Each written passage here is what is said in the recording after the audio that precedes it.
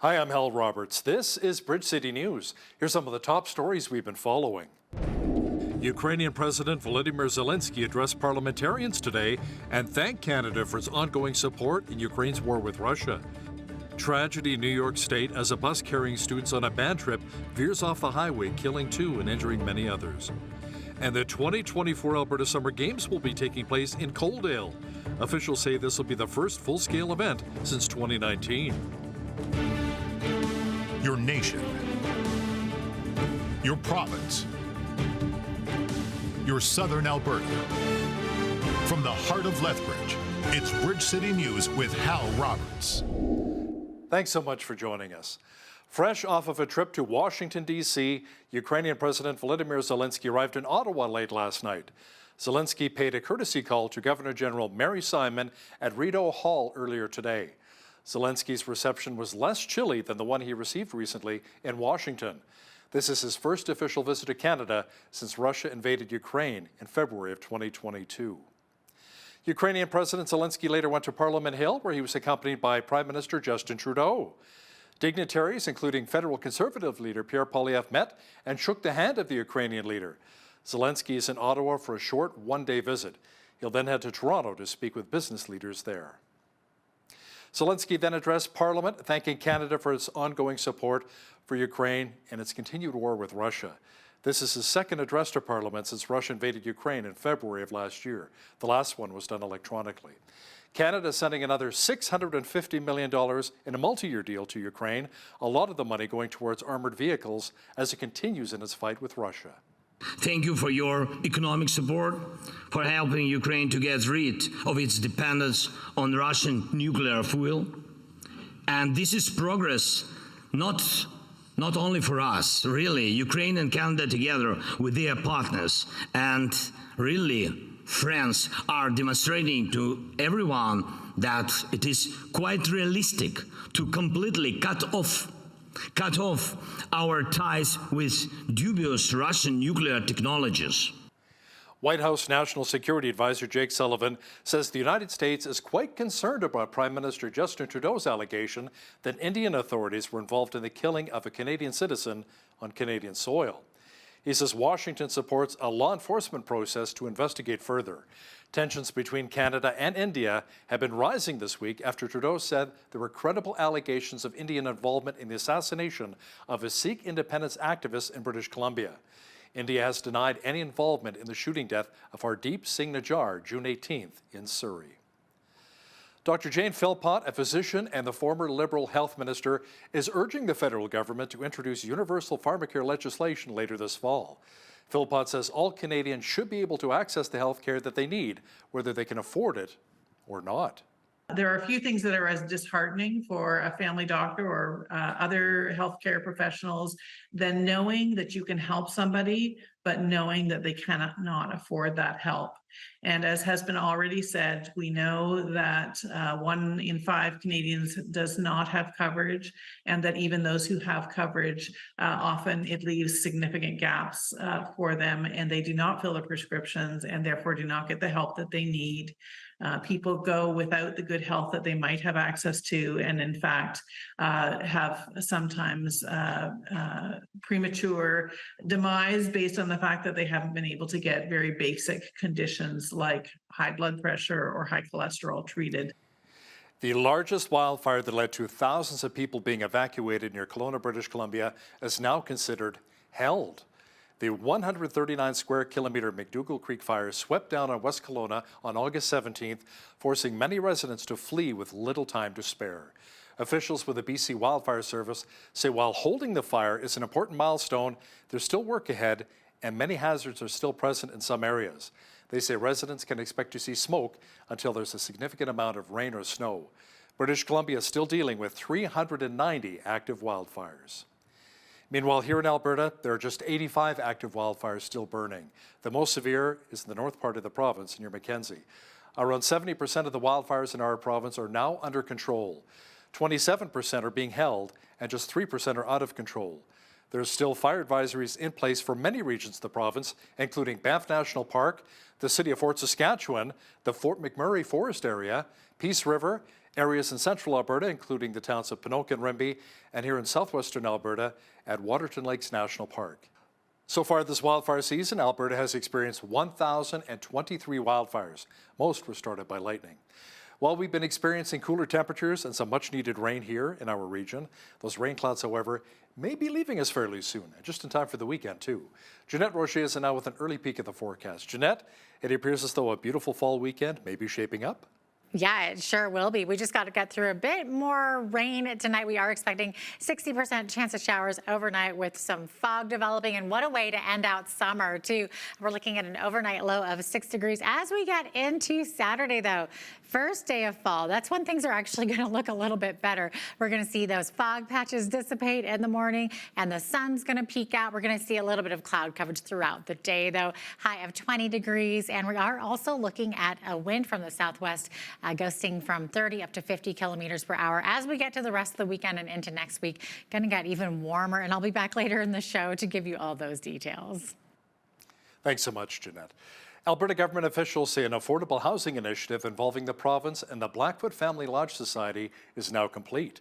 They say the $3.4 million project created 14 units for Blackfoot women and their children who are relocating from the Siksika, Guyana, and Pagani reserves. Social Services Minister Jason Nixon says the initiative will support and provide a safe and stable place for some of the Blackfoot community to call home. Officials say over the past few years, just over $57 million has been committed to 20 Indigenous affordable housing projects. Training camps have begun across the National Hockey League. Now in Calgary, a lot of attention is focused on a couple of players, Elias Lindholm and Jonathan Huberdeau. Lindholm is yet to sign an extension with the Flames, and Huberdeau is hoping for a bounce-back campaign following a subpar 55-point season last season. He had 115 points the season before in Florida. Huberdeau is hoping to regain some of his swagger. I think mentally was, this summer was huge to get it back, to get the confidence back. So I think I feel, really good right now, even on the ice. So I think it's just the beginning of it. It won't come easy, but I feel good, personally, and I think I just got to let loose and have fun out there.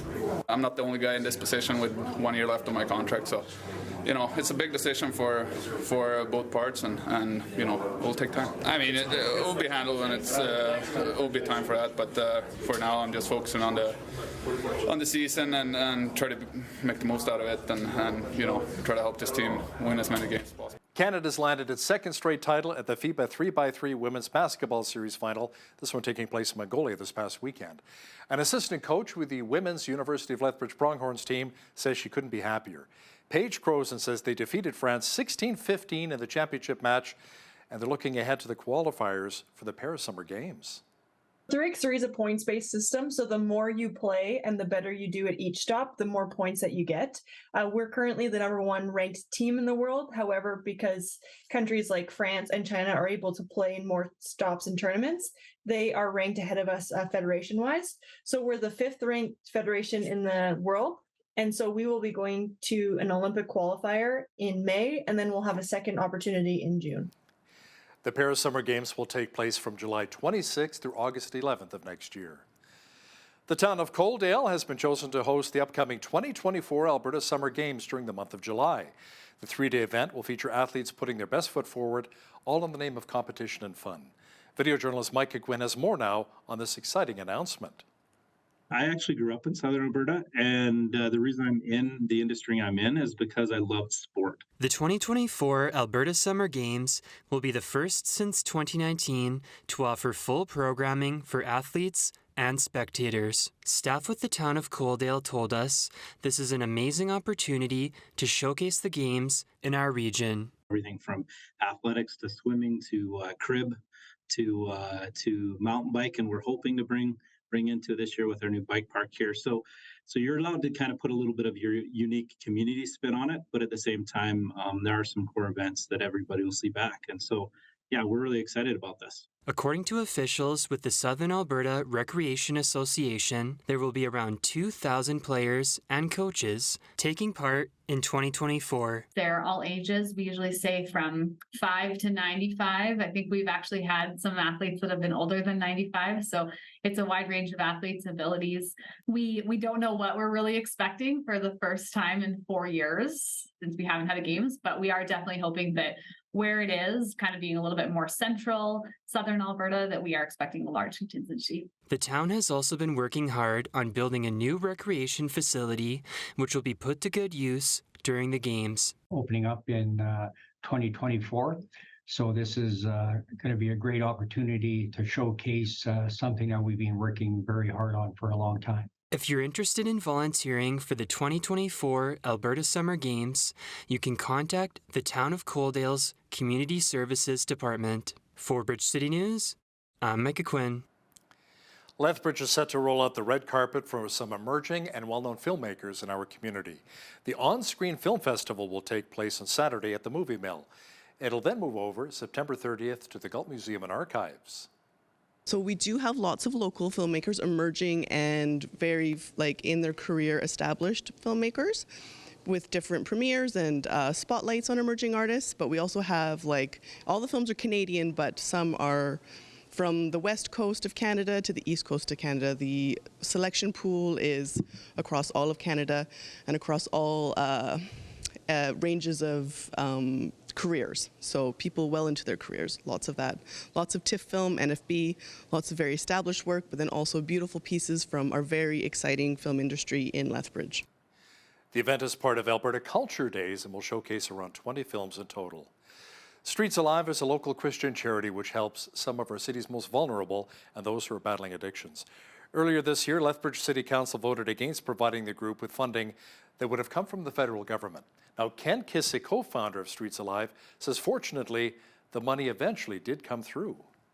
We were still awarded that contract, but the council's decision was kind of misplaced. And so that contract now is being fully funded by the city instead of having part of it funded by federal funding. So the gap, there was a couple of month gap to the services to the people, but we did that with our own funding. So that we're just here for the people. But yes, we are currently under contract with the city for doing encampment outreach services till the end of this year. Catch the full interview with Ken Kissick of Streets Alive and BCN's Naveen Day coming up later in our broadcast. Officials at the Lethbridge Food Bank say they're seeing a big rise in the number of clients using their services. Mac Nickel, the group's executive director, say just last month they saw 100 more households than compared to last year. He says they're going through food a lot quicker.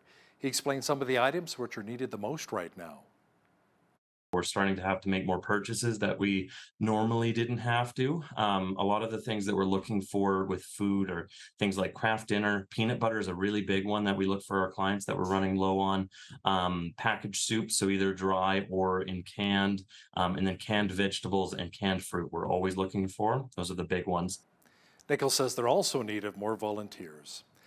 A charter bus that was carrying students to a band camp went off of a New York State highway and tumbled down an embankment, killing 2 people and injuring several others earlier today. The bus was one of 6 in a caravan taking the marching band from Farmingdale High School on Long Island to a camp in Greeley, Pennsylvania. Officials say a tire failure may have been the cause for the bus veering off the road. Today was a day of terror for 44 passengers on a private coach line.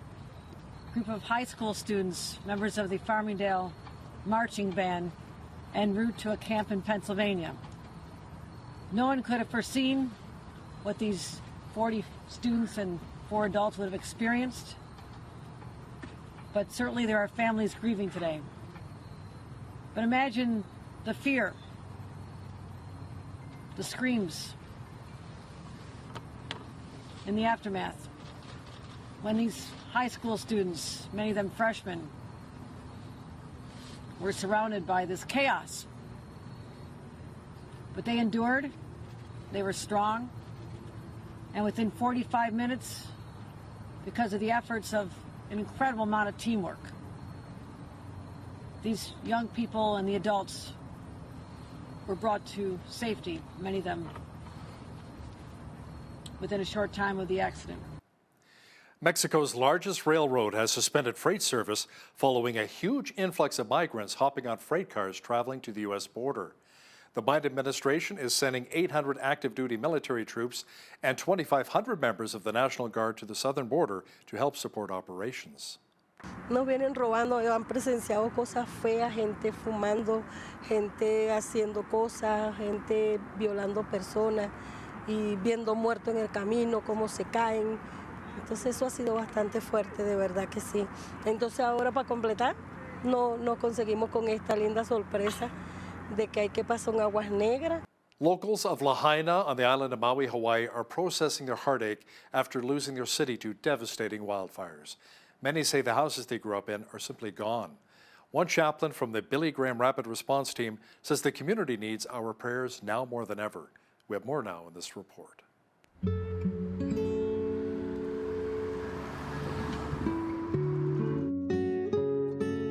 Father, we are called by you to go into the world and be the light and minister and to love on people. I was born and raised in Lahaina. I grew up off of Malo Wharf. The house I was raised in, that whole neighborhood is gone. This disaster really, it was something I never would have ever imagined would happen at this scale here in this small little town. There were several families where the parents were away at work and the children were at home in Lahaina. That we don't know how many made it. We can't replace what's been lost.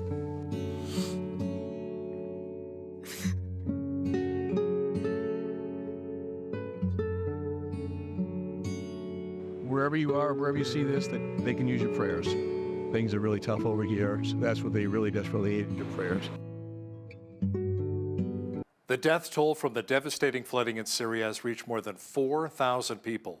Local emergency officials say over 9,000 still remain missing and more than 43,000 have been displaced in Derna. Those who live in Derna are struggling to rebuild their lives. ما عنديش وين نمشي. أهلي my family مهجرين يعني بنحاول الفترة هذه بننقل لمكان آخر يعني. الفترة هذه مستقر بضع الأيام هذا اللي يعني قاعدين متونسين بيكم. بعدين ممكن حنطلع لأن ما فيش مشكلة عندي مشكلة مية مشكلة كهرباء مش حنقدر نعيش هنا أكثر من. Israeli Prime Minister Benjamin Netanyahu says his country is on the cusp of a historic peace agreement with Saudi Arabia. Netanyahu made the announcement at the United Nations.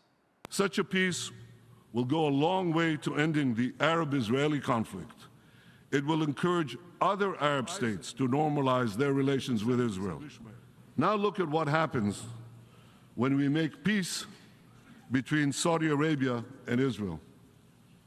The whole Middle East changes. We tear down the walls of enmity. We bring the possibility of prosperity and peace to this entire region.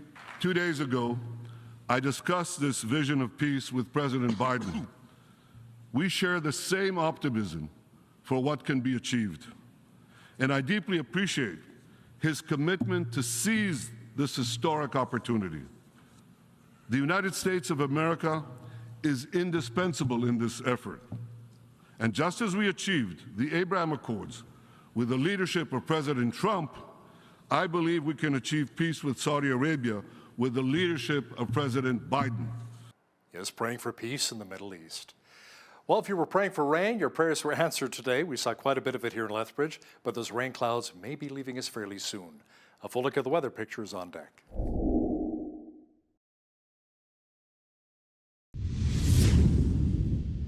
Well, it was mostly overcast with quite a bit of rain across many regions of southwestern Alberta today. Jeanette Rocher is now with a full look at the weather forecast. Jeanette, as for the weekend, it looks like it should be fairly dry and warm. Yeah, dry and warm. As soon as we get past these showers we're expecting this evening, that 60% chance, that's going to be the end of that, as well as the end of summer. Then look what we've got. We've got the beginning of fall, and right away it gets nicer. Okay, 20 degrees is the expected high on Saturday. We're going to be seeing a sunshine with a bit of cloud coverage there, 30 to 50K winds as well. And then 20 degrees on Sunday, going to be nice and sunny. Going to get even warmer from there, 24 for a high on Monday, up to 26 degrees on Tuesday, 22 on Wednesday.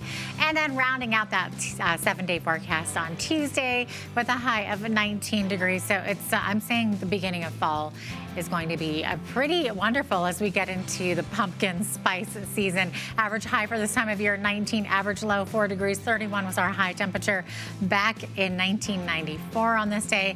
And on this day back in 2000, we were sitting at a chilly -5. That was the coldest on record.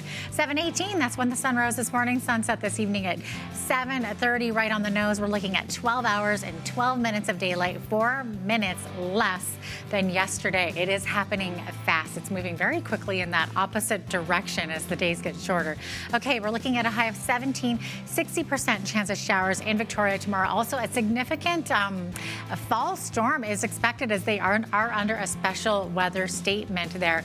So what's going to happen is the storm front is going to move through Vancouver Island and the Sunshine Coast north of Saltery Bay. And we're looking at heavy rainfall and also some strong winds up to 90 kilometers per hour. That's supposed to hit Victoria area by late Sunday and into Monday morning. High of 19 tomorrow in Vancouver, looking at a 30% chance of showers, particularly in the northeasterly part of the city there. 23 for a high in Edmonton, sunny skies, 20 to 40K winds. Calgary looking at a high of 20 degrees on Saturday with a 30% chance of showers, also 20 to 40K winds. 30% chance of showers expected in both Saskatoon tomorrow and Regina, 18 for a high also in both of those Saskatchewan cities. Winnipeg looking at a high of 23 degrees and could see a partial cloud coverage, could see a slight chance of showers there as well. As we get to the central part of the country, we're seeing mainly sunny skies, 22 for a high in Toronto. Ottawa also 22 there and high of 24 in Montreal, mainly clear skies. Also Montreal looking at a humidex still. 26, so it's going to be warm and humid. What a way to start autumn there in Montreal. As we get to Atlantic Canada, we're seeing mainly clear skies. 21 for a high in Fredericton, 19 expected to be the high in Halifax, 21 in Charlottetown, beautiful day there, 18 for a high expected in St. John's, and looking at sunshine in the morning, but we could see that 40% chance of showers in the afternoon. 20 to 40, 60K winds is also expected there. So there you have it. That is your forecast. A children's book has been recalled due to a potential choking hazard. Health Canada says the Rainbow Road board books could be hazardous to your child's health. Government officials say the binding rings of the recall books may detach, potentially posing a choking hazard. Make Believe Ideas, the company which manufactured the books, has reportedly close to 13,000 of the affected products sold in Canada between March of 2022 and August of this year.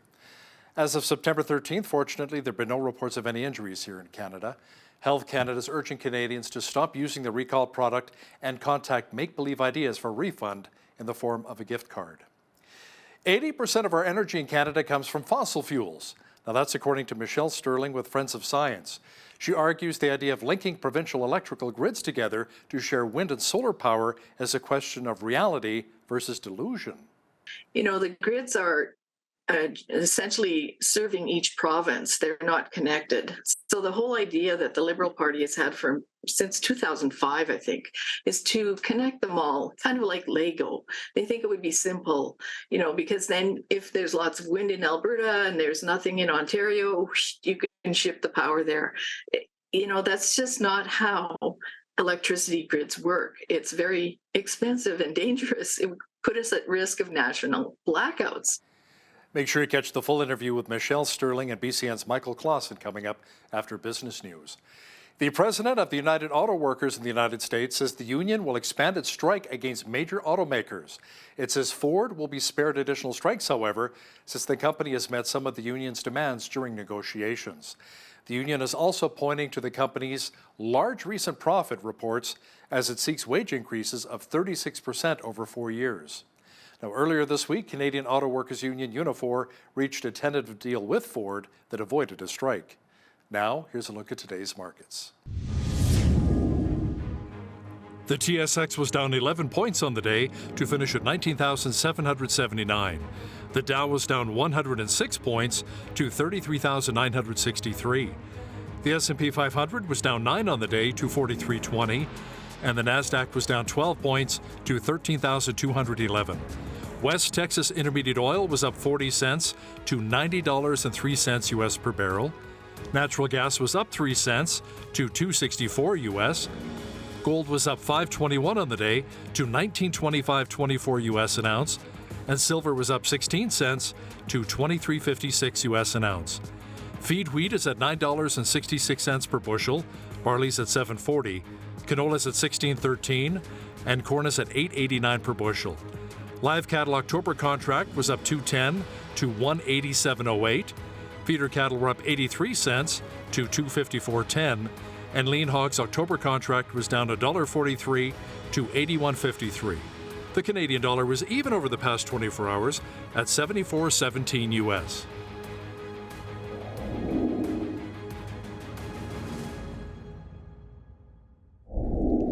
Recapping one of our top stories, Ukrainian President Volodymyr Zelensky addressed Parliament in Ottawa earlier today. He thanked Canada for its financial and humanitarian aid on the battlefield, saying that Canada is always on the bright side of history. Canada announced that it is sending another $650 million to Ukraine in a multi-year commitment. This was the second time Zelensky addressed Parliament since Russia's invasion back in February of 2022. You know, even though there's a real push for more green energy in Canada, our country still relies heavily on oil and gas. That's according to Michelle Sterling with Friends of Science. She'll have details for us momentarily. Listen, when you see news happening in your community, be sure to send us an email at info@bridgecitynews.ca. And if you missed any of today's local stories, check out our website, bridgecitynews.ca. Here's today's Bridge City News Community Calendar. Come and celebrate literacy and the written word at the 13th Annual Word on the Street Festival at the Lethbridge Public Library's main branch on Saturday, September 23rd from 11 a.m. to 5 p.m. There'll be something for everyone with face painting, games and crafts, meet authors of kids, teens, and adult books, enjoy live music, browse the exhibitor marketplace, get delicious treats from your favorite food trucks, plus a scavenger hunt for all ages with prize draws. So much to see and do at the Word on the Street Festival in Lethbridge. Do you have a heart to serve our community? Streets Alive Mission is looking for volunteers to help make sandwiches, sort incoming donations, assist with Foot Friday, and many other opportunities to serve, receive training, and to provide support for the important cause of bringing hope to the hopeless. Visit streetsalive.ca to fill out their volunteer application or call 403-320-1159. And that's today's Bridge City News Community Calendar.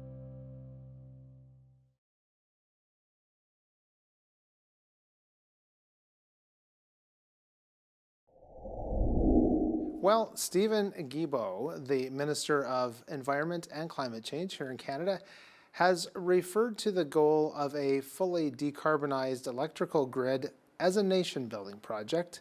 However, with the proposal of net zero and decarbonization, as the phrases used by our federal government are shared with Canadians, many of us are asking just how realistic and feasible are these plans? Well, to answer those questions and more, I am joined by the spokeswoman of the Friends of Science, Michelle Sterling. Michelle, welcome back to Bridge City News. Thanks so much for having me, Michael. It's great to have you on. So before we get into the meat and potatoes of this, can you give us like the Coles Notes of Friends of Science? Friends of Science is an organization of Earth, atmospheric, solar scientists, and business people, along with citizens. We've been operating for 21 years now. This is our 21st year. And we advocate for open civil debate on climate and energy policies and full cost benefit analysis. So we look at the peer-reviewed materials and the gray literature that's coming out and all these various reports. And then we issue commentaries on them with a critical review. And we source a lot of material also from Clintel, which is an organization of 1,500 plus scientists and scholars in Holland. And their view and ours is that there's no climate emergency. And we do have time. Right. Now, that being said, we'll circle back to Stephen Guilbeault's comments. He had said that the net zero economy is the greatest economic opportunity of our time. and a nation-building project of unprecedented scale and importance. Now, when we look past the ideas and the speeches, in your opinion and from the research of your organization, how will this idea become reality? Well, I would say that the question we have is reality versus delusion, and we wrote a report on that on the Clean Electricity Standard. If you look at the amount of fossil fuels that we use in this country, especially, or in the world, to operate our modern society, about 80% is fossil fuels. So you don't change that overnight. And, it took us 100 years to build up the infrastructure that we have. So to start dismantling it and saying, oh, you can't heat your home with natural gas anymore. Well, how long is it going to take you to change that infrastructure, either to electrical, or some people say hydrogen? I don't think that's a very safe choice, but whatever it may be, that's going to take decades. It's not something that you can do overnight. And especially with regard to the electrical power grid, the grids are essentially serving each province. They're not connected. So the whole idea that the Liberal Party has had since 2005, I think, is to connect them all, kind of like Lego. They think it would be simple, because then if there's lots of wind in Alberta and there's nothing in Ontario, you can ship the power there.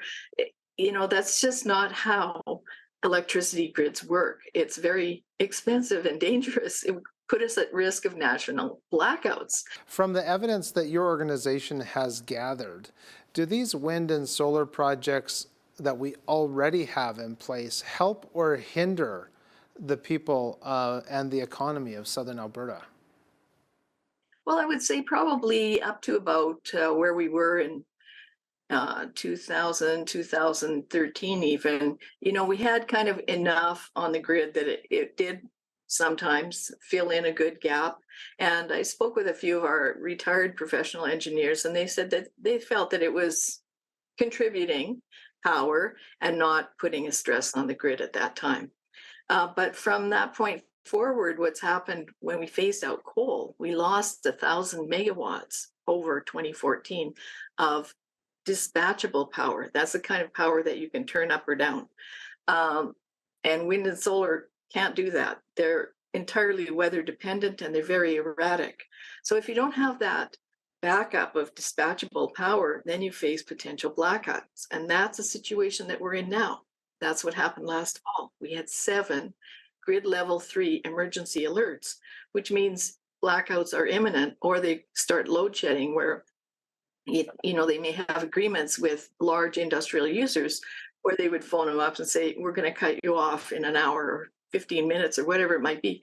That company gets paid a curtailment fee, right, from the taxpayer. So it becomes costly all the way around. The other issue is that we're actually subsidizing some of the biggest companies in the world with these power purchase agreements that Amazon and Microsoft have picked up, where it's actually Alberta and Canadian taxpayers who are subsidizing their bid to look clean and green. Wow. That's a hidden thing that the average person doesn't know or see. Yeah, that sounds like there's such a web that it's hard to untangle it all. So speaking as how we're talking about the grid, can you share with us about the capacity or maybe the resiliency of Alberta's electrical grid now that we have added these variables of wind and solar? Well, if you look in the Alberta Electric System Operator March 2023, which was the 2022 market statistic report, you can see that we have, I believe it's about 12% reserve capability, which is way down from what it was just a couple of years ago. Now, when we add on the access to the interties with Saskatchewan and Montana and British Columbia, then the reserve capability goes up to about 22% and brings us almost back to where we were a couple of years ago. But that depends on weather conditions. Like if it's really cold and dead and there's no wind in Alberta, then Saskatchewan needs to use all their coal power to fire Saskatchewan, and the same for Montana. So you have those regional weather patterns. And we might be able to draw some from BC, but again, it depends. They might need all their power. So, we can't really rely 100% on our neighbors, even though they're very good and we're grateful to them. Yeah. So, but it's lower. It's much lower now. I think the ISO says it's still manageable, but extreme weather events happen and you don't want to be on the edge. Exactly. Now, there's just so much to talk about, but I want to get to the recent provincial government here in Alberta of bringing out this moratorium on wind and solar projects. From your point of view, is this the best decision the UCP government can make? Well, I don't speak for the government in any way, but, I would say that it's a thoughtful one because of these blackouts that we nearly had last fall. Now, just remember that the ISO report came out in March. We were already into an election period. The election was finished, end of May, and then, setting up cabinet and everything. So it may be that only now are people realizing, wow, we seem to have a real potential technical problem here. Maybe we should hold our horses and review these projects. Right. They don't seem to have a long lifespan. I'm certainly no expert. I've been able to read and do some research on my own. I've got to ask you, if the provincial government feels that they have to study the end-of-life implications and recycling potential for the components from wind and solar, this may lead one to question, are wind and solar projects actually as green as we're led to believe? No, they're not. The neodymium mines for the big magnets that are inside the wind turbines, they're mined in China in a place called Baotou, which looks like a toxic wasteland. People there are literally dying. They have, virtually no environmental standards. And also all the solar projects, most of the top, I think it's the top 6 of 10 solar companies in Canada are Chinese companies. So, these are renewable jobs for other countries. There's another factor that's actually propped up recently, and that is that many of the wind turbine manufacturers are facing serious financial problems. One being that the cost of all the materials have gone up dramatically, and in certainly those operating in Europe, their energy costs are through the roof. So they're not viable anymore. They're losing billions of euros. That raises a question too. What happens if you put up a wind farm and then they go bankrupt? You don't have parts, you don't have warranty. That's right. Yeah. Well, and one of the big things for businesses, of course, is cost certainty, and consumers need that as well. Now, the question's been raised, we touched on it very briefly about connecting grids from east to west across Canada. There is that thing called line loss, and there's just so much more of the backstory to me on these wind and solar projects. Do you see that there's even a path forward just here in Alberta of addressing these net zero targets? Well, as I say, the only way that would be possible to do that is if you simply declared it free and clear, if you just buy credits. So if you go to like the Darkwoods project that Nature Conservancy runs, or the Great Bear Rainforest, and you buy a bunch of tree credits, all these trees are going to eat your carbon dioxide that your plant is emitting, and then you can claim your net zero. But that's just fakery. That's like paying a burglar to go and rob somebody's house down the street from you. Yeah, so they don't rob yours. Right. In your opinion, what kind of budget do you think this would require to meet these targets that we're supposed to start, 12 years from now?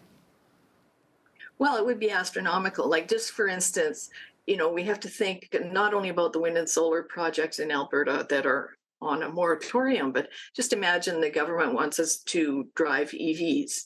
So to transfer all of our light duty vehicles to EV would require another 10,000 megawatts of power generation. So the Shepherd plant in Calgary is about 800 megawatts. The Site C dam in BC it's about 1,000. So we need to build 8 or 10 more Site C dams. That's now $16 billion. in costs, and it's been going on for about 30 years. Or like Muskrat Falls down east, also way over budget. Can you talk maybe a little bit about that even home heating could be affected by this? Well, yes, that's one of the things they want to do is to electrify homes. One of the things you mentioned is heat pumps, and people do seem to think that this is a fabulous idea. I know that Seamus O'Regan has really been pushing it down east in the Maritimes. But as you point out, it doesn't work at a low temperature, so it's perfectly unsuited to the prairies, that's for sure. And very unreliable.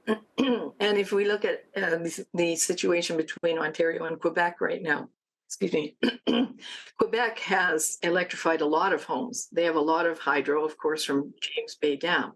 But even in the dead of winter, Quebec has to import natural gas-fired power from Ontario to keep the lights on, because they've now drawn so much power from the grid for heating homes. And they've banned other things there, like wood-burning fireplaces. And the other thing I think people have to recognize is energy security is not just about having one source of supply. It's about having options. And we used to have in Alberta about 50% natural gas and 45% natural gas and 45% coal. And natural gas is a market commodity, so the price spikes are very dramatic at times. That's what's killing energy prices in Europe right now. But coal is very stable. So, if you have these options, then you can play one off against the other, depending on either availability of supply or the cost of it. Now, as we're wrapping up, how can people find out more information about the Friends of Science and maybe read some of your scholarly work? Well, you can go to our website, which is www.friendsofscience.org. And you can also look at our YouTube channel, our Twitter feed, our blog. You'll find our blog via our website. And our reports are mostly posted on the blog. Our YouTube channel has a number of video explainers. I just did one about this very topic that we've been discussing. And you can always send us an email, media@friendsofsciencesociety.org. And media@friendsofscience.org, and I'll send you links. Sure. That's good. Well, thank you very much. We appreciate you being here today. And thank you once again for joining us. My pleasure. Thank you.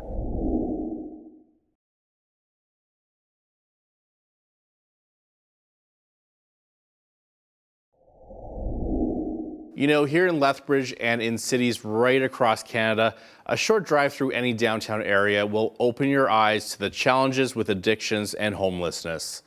Thankfully, we do have some dedicated people and organizations who are committed to providing help. And joining us to talk about some of these challenges is one of them. He's Ken Kissick, and he is the co-founder of Streets Alive Mission right here in Lethbridge. Ken, welcome to Bridge City News. Thank you for having me. Absolutely. Ken, now many of our viewers already know what Streets Alive Mission is about. We've had you on our show before, but some probably don't. So for those who don't know about Streets Alive Mission, can you just give us a snapshot of what you do in Lethbridge? Well, quickly, we kind of have two primary areas of focus. One is the street population. We provide mission services, clothing, respite. We do outreach services under contract with the city, helping with encampments. We're there for that population, bringing the love of God, bringing hope. The other area of focus is our recovery programs for men and women. We have up to 60 people inside of 4 stages of that recovery program, and we're very successful at that. So that's a very quick, broad view, but ultimately we are here to bring God's love and the gospel of Christ. That's excellent to hear. Now, what can you tell us about the recent decision to purchase the Galt Manor building in downtown Lethbridge? This is a building known for being trashed by drug dealers and users. So just tell us, what are your plans for the building? Well, so the Galt Manor purchase is actually a part of a larger initiative called Coming Home. the Galt Manor was completely renovated. And so when we acquired it, it's in excellent living condition. But coming home is an initiative for us to acquire over the next little while 3 or 4 buildings so that we can get away from being a lessee and actually own the properties that we provide the majority of our programs. The program started with our women's house, which we owned and built and renovated a couple of years ago. Galt Manor is just part of that. We are currently in the process of closing a deal to acquire land and building to be able to move our mission out of the downtown. That won't happen for 12 or 15 months. And we are closing on another place where we're going to have 32 beds of men's recovery housing. So it's all together in that. That's all part and parcel. Galt Manor will be used as stage 4 housing. We have begun to transition from the current people that are in there to our people. It's probably going to take about 12 months to get that whole thing done. But that's the reason for Galt. So tell us, give us a little bit of a status update then on Galt Manor. Have you already gotten people moving in, or do you expect that it'll be at full capacity by year's end? Well, we took it over full, and so it's as people leave, we put others in. So I'm more like probably this time next year till we get it completely rolled over. It just takes time. Now, these kinds of things obviously take a lot of money to keep going. Now, earlier this year, City Council voted against providing Streets Alive with funding that would have come from the federal government.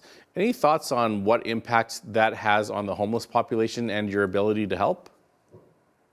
So, probably people a lot don't know this. We were still awarded that contract. Oh. But the council's decision was kind of misplaced.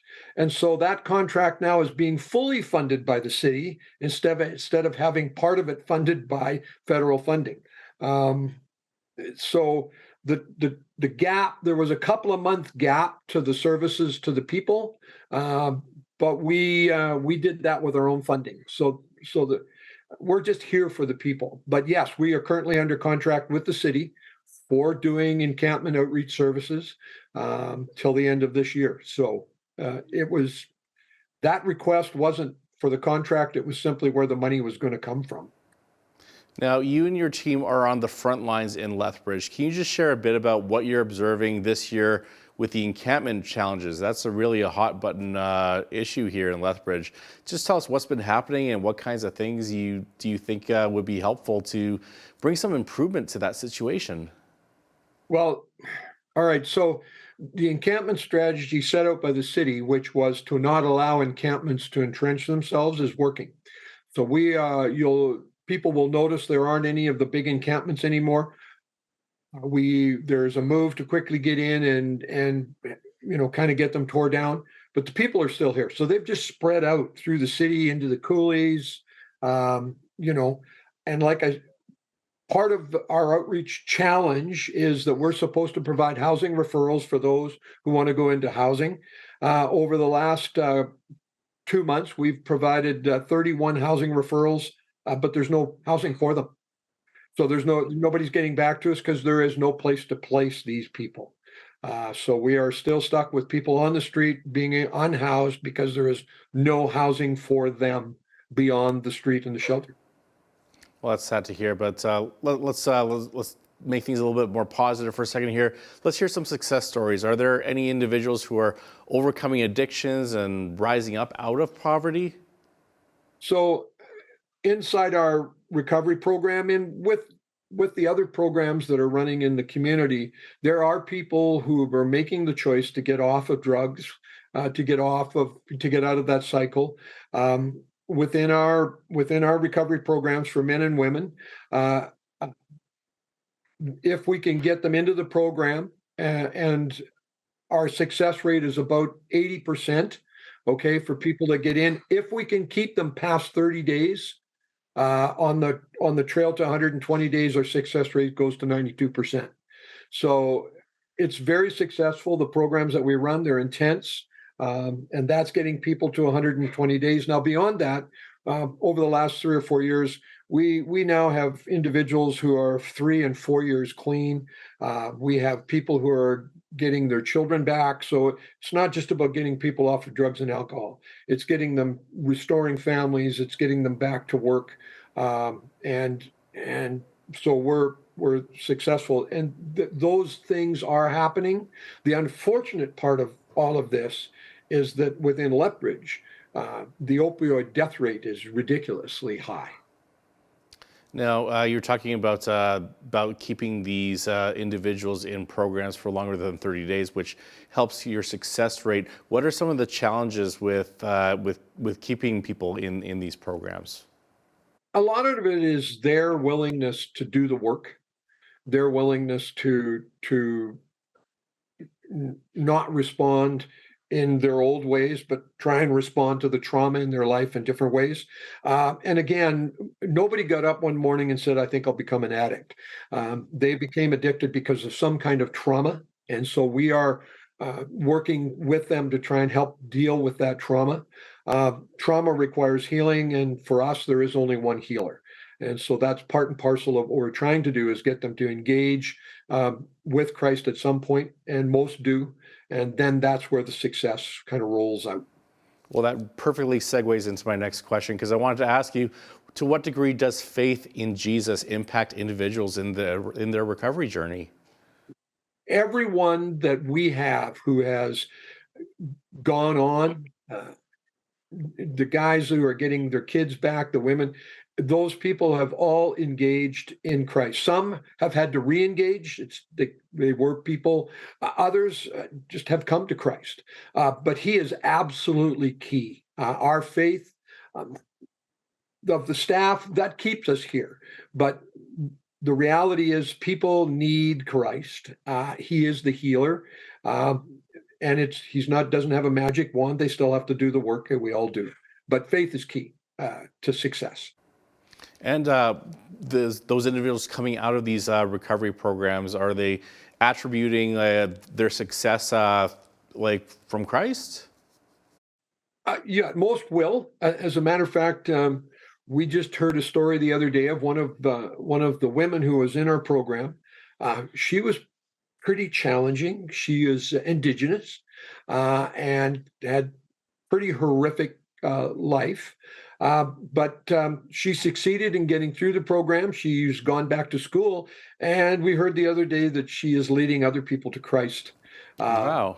As sharing her story and the success that we have, it just, it's the testimony that's there. And so, and we've got others that are doing that. And really, it's just God at work.